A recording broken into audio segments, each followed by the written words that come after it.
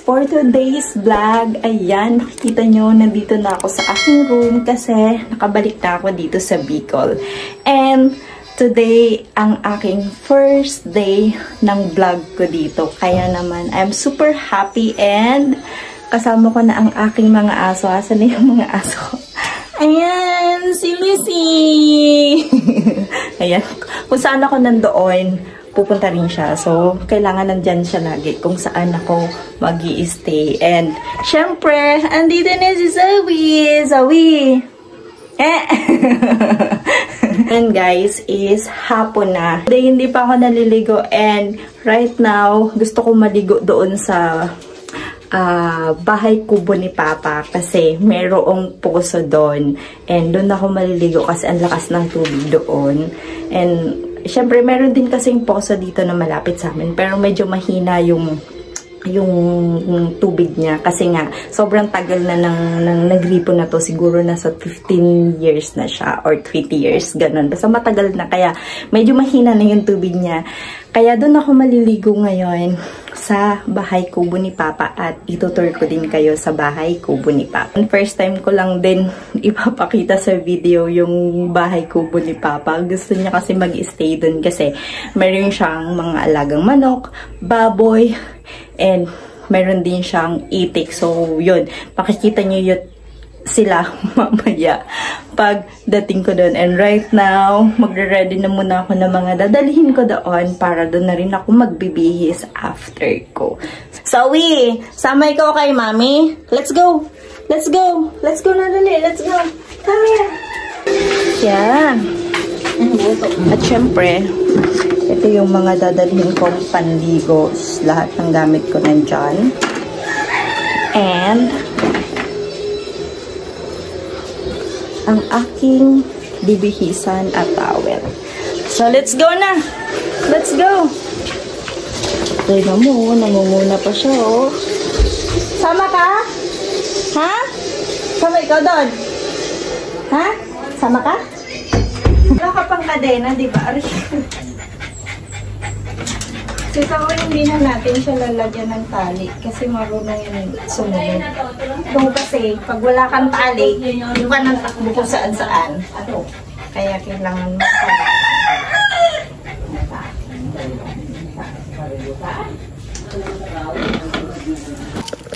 okay. Dito tayo, bebe. Punta na tayo kay Papa. Wait lang! Napainapit kayo. Ano ka pupunta dito?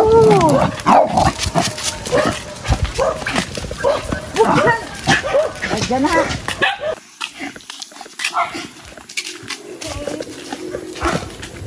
Yung papunta kay Papa, nasa 2 minutes walk lang siya. So, malapit lang. So, tara, siyempre sasama natin itong mga Zoe! At meron din aso doon kay Papa, kaya pero kilala mo sila nila Zoe and Lucy. Mga asking yung mga aso nila Papa ng aso. Kaya makikita niyo yan. Yan ang bahay kubo ni Papa. So let's go. Uy! Santa! Uy! Dali! Santa! Oh! Uy!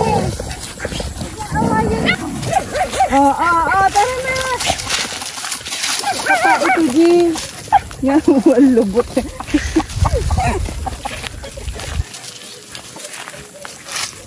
Teka lang.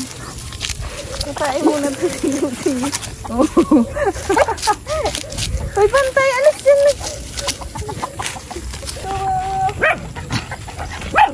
Sa bahay ko, bro.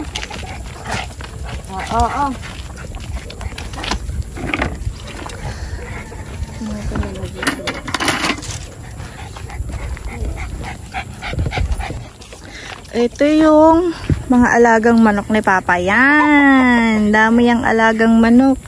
Dito pa. Yan. Puro manok. And ito yung tatlong papi ni Papa dito. Bantay niya sa bahay kapag walang tao. And Meron din kaming mga garden dito. Ayan, may tanlad.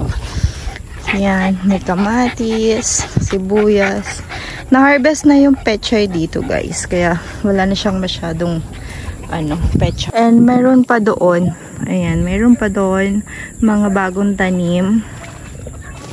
And nandito yung baboy na inaalagaan ni Papa. Hoy, Zoe! Ayan. Diba? Dami manok dito si Papa. Ang laki ng lupa na paggagalaan ng manok. Ayan, may manok pa. Yan, kay Papa lahat yung manok na yan. Dito rin nagsasaka si Papa. Ayan. Ayan, yung lupa na yan. Yan yung sinasaka ni Papa. Hanggang dun, mayroon pa doon, dun, bandang, dun. Yan, yun yung mga sinasaka ni Papa. Palay siya, guys, palay. Ayan, ito yung poso na sinasabi ko. So, bagong tayo lang to dito nung naglipat si Papa. Siguro may ilang buwan na ba dito si Papa naka-stay? 6 months na din or 5 months, mga ganun. So, ayan guys, so makikita nyo, ang lakas ng buhos ng tubig niya. Kaya masarap dito maligo kasi 10 bomba mo lang dito sa gripo na to, puno na agad yung balde mo.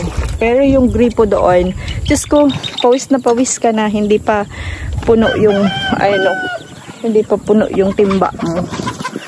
Sobrang tingnan mo. Sorry, wag mo kasi anongin yung baby niya. Huwag ka nang lumapit dyan. Gagalit yung inahin na manok. Huwag ka nang lalapit kasi. Tapos si Zoe naman, pag nandito kami, kumakain siya ng kumakain ng dahon ng palay.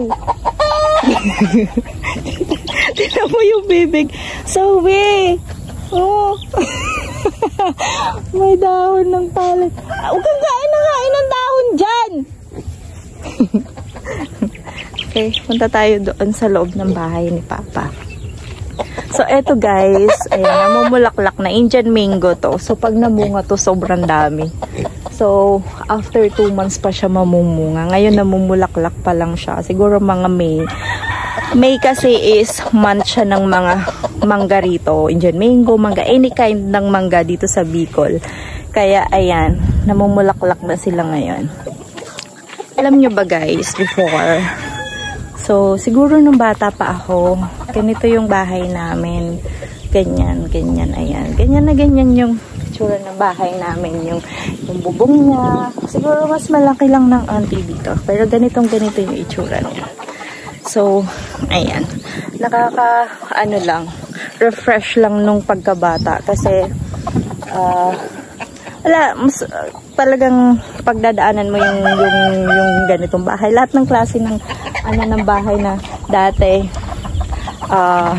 after ata nito siguro matagal din yung yung bahay namin ganito, matagal din siya. So as in kahoy, kawayan lang, ganun. So ganito yung bahay namin dati. Aray ko! Hoy! Pintuan na si Papa? Wala si Papa dito. So, natutulog dito si Mama at si Papa. So, ayan yung loob niya, guys. Hapon na kasi kaya yung araw nandun na banda. So, ito yung loob niya. Ayan. Ang kulat na hugasan. Maginagugas si Easy. Ayan. Ay, ganito guys yung lutuan namin dati. Ganyan sa uling. Naalala ko dati nun. Umaakyat pa kami ng bundok para manguha ng panggatong. Tapos pagbaba namin ng bundok, siguro mga half day kami doon. Naghanap kami ng gulay, panggatong, nyug. So pagbaba namin after siguro mga 5 hours, 6 hours sa bundok. Pagbaba namin marami na kami dalang panggatong, nyug, tsaka mga prutas, mga gulay yun.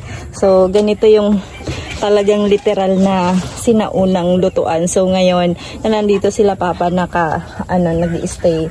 Dito lang siya natutulog. Minsan, kaya siya naglagay ng ganyan kasi pag minsan pagpupunta siya dun sa bahay, magluluto pa. Eh, syempre, pag mga matatanda na kasi, syempre, maaga sila nagigising. Kaya, pagkagising nila na maaga, gusto nila nagsasaing na, nag-iinit ng tubig. So, ayan, dati, nung una uwi ko dito galing Manila, eto lang, kwarto lang yung nandito, meron. Tapos, ginawa ng kusina ni Papa. So, ayan siya. And, ito yung loob ng tinutulungan nila, di ba? Sinaunang panahon talaga, meron pa siyang kulambo. Ayan. Wala pa kasing kuryente dito, guys. So, papalagyan ko pa lang siya ng kuryente. Actually, bibili pa lang ako ng wire simula doon sa bahay ng tito ko, kasi kung doon manggagaling sa bahay namin, sobrang layo, siguro aabutin ng 100 meters. Pero kung doon sa bahay ng tito ko, medyo ano lang, maikli lang yung wire na gagamitin. So, tsaka pa lang magkakaroon ng kuryente dito. Pero malamig dito, guys, as in sobra. So, ayan. So, sinaunang panahon ng tulugan, may kulambo. Yan, na pagdaanan kan kulambo, papaglang. And, yan, tambayan ni Papa. Meron siyang duyat dito. Hi, Zoe! Si Zoe talaga, kahit nasaan ako, dun din siya. Ayan yung simpleng bahay kubo ni Papa. Minsan dito rin kami kumakain. Kasi, gala ikaw? Gusto mo maggala? Ha? O sige, halika, dali. Tanggalan ka ng tali ni Mama. Ano yan? Tanggalan ikaw tali ni Mami, wait. Oh, sunod. Ayan na. Ayan na, wala ka ng tali. Yan. Si Lucy, basta nakakawala yan, tala ng gala yan kung saan. Takbo yan. Ayan lang, guys. And natapos na ako mag-tour sa bahay kubo ni Papa at sa asyenda ni Papa. Ayan, maliligo na ako, guys. Ito yung outfit natin for today's ligo, guys. Kasi, open lang yung paliliguan ko. So, hindi ako komportabling maligo ng nakasuot ng damit. Yan. So, skirt siya na ganyan. Ginawa kong tube. O, diba? Para open siya. Ala! Ala ka, Lucy! Hindi. Hindi ba nakakalago sa pako? Lucy! Hindi ko yan. Ay, kakasal na pako naman. Daro ka kapay. Ayan, guys. Nandito na tayo. Naliligo na tayo. Ayan. Lucy. Huwag kang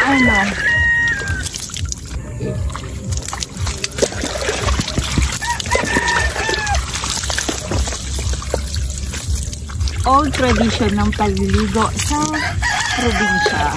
Ayan.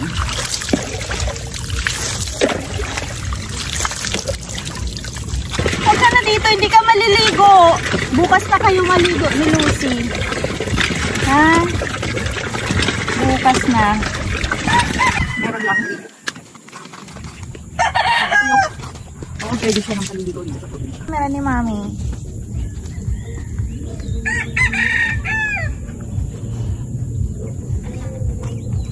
Bukas na kayo maligo, hapon na.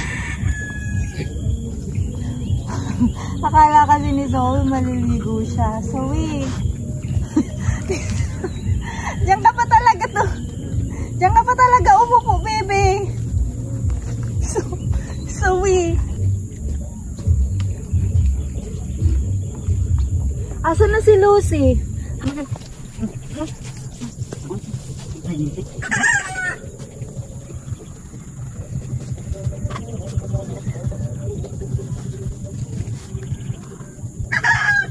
Nasaan na? Ayun o. Ala, yun na. Ay, uwi! Sawi! Isa! Tingnan mo. Uwi! Pali mo na nga yan si Lucy. Alam nyo ba, guys, itong bato na to, ayan, panghilod to dito sa amin. So, itong bato na to, ano to, matanda pa to sa akin. So, bago pa lang sila Mama at Papa dito sa lugar namin ngayon, is bato na talaga to. Ito yung favorite ko na panghilod. Kung ano yung texture niya noong nung bago ko to ginamit, bata pa ako, ganun pa rin yung itsura niya until now. So, ang tanda na ng batong to. Ayan, ganito. Close up ko lang. Ayan siya guys, oh. Yan. Yan, panghilod namin to. Matanda pa to sa akin. Kung 38 years old na ako, this 2024, siguro nasa 50 years na tong batong to. So, ayan. Boss Toyo, baka naman may value to sa inyo. Cheers lang. Tapos na ako maligo, guys. Ayan, guys. Tapos na ako magbihis.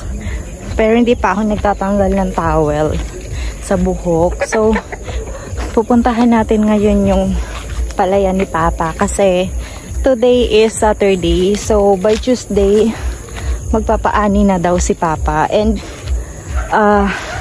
alam nyo ba ngayon guys, ang nag-harvest na ng palay is meron ng makina, machine. Yun. Makina, machine. In English ko lang. So, meron ng machine na nag-harvest ng palay. So, dati kasi, mano-mano hina-harvest yung palay. So, tao talaga. So, naranasan ko rin mag-ani ng palay dati. Once lang. Grabe, nakakapagod yung init sobra. And, biruin nyo guys. Ito yung palay ni Papa. So, hanggang dun siya. Si Papa yung nagmamanage. So, pag ganyan, pwede na siyang anihin. So, by Tuesday daw, naka-schedule siya dun sa harvester na mag-aani nitong palay. So, alam nyo ba dati? Pero inyo, pero inyo, eto, isipin nyo na lang, itong laki na to, ayan, kung makikita nyo yung dulo nyan, yung green na yon hanggang dun sa side na yon yung green na yon, biruin nyo, isang tao yung nag-aani nito dati, mano-mano. Pero hindi ko pa kasi nakikita yung harvester kung paano to hina-harvest ngayon. Kasi ngayon yun, automatic na lahat. Sana makuhanan ko ng video sa Tuesday kung paano siya ginagawa. Kasi curious din ako kung paano. Kasi after kasi nun, nakasako na siya. Sawi, tara na. Sawi, let's go. So ayan, medyo makati yung yung damo. Ayan. So, medyo makati sa legs. So, dapat pag pupunta ka dito, naka-pants. So, yan. Ito, hindi siya totally nataniman ni Papa ng palay. So, sa susunod na taniman, tataniman niya to. Pati yung doon, hindi rin nataniman. So, ilang 1, 2, 3, 4, 5, 6, 7, 8 na ganito kalaki yung hindi nataniman ngayon ni Papa. Hindi ko alam kung bakit. Tara na, Zoe. Babalik na kami sa bahay, guys. Tapos na ako dito mag-bahay kubo tour kay Papa. And madilim na rin. So, ang gumagana lang na ilaw dito is yung solar. Yan, yung solar lang. Dalawa yan. Nandun yung isa. Yan.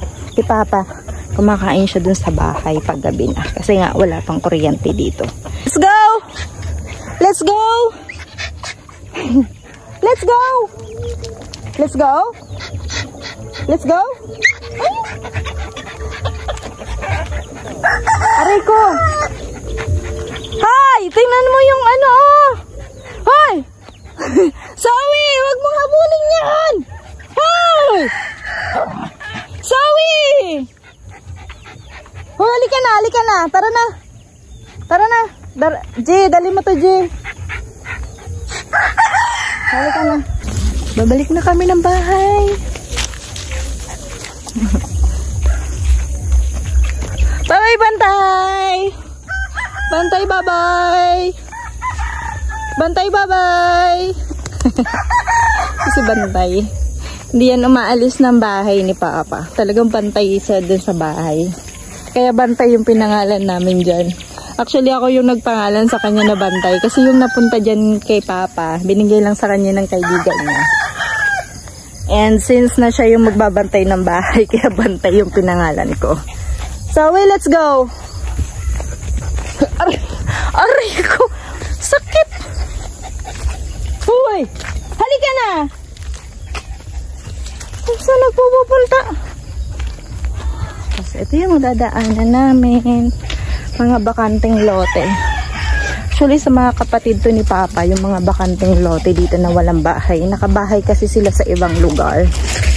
Pero since kasi na minana nila to kay Lolo sa magulang ni Papa, kaya hinati-hati na nila. Nakikita niyo yung mga bahay dyan. Yan. Ito yung sa bunsong kapatid ni Papa. Yung bahay sa bunsong kapatid ni Papa. Tapos yung ibang mga bahay naman dito. Ayan. Ano naman yan, sa mga pinsan ko naman siya, sa anak ng tita ko. Alright guys, nandito na kami sa bahay. So, nabitbit ko na rin yung mga alaga ko. And, ayun. O, tingnan mo, nauhaw siya, oh. Ayan lang for today's video. So, thank you for watching. Bye-bye.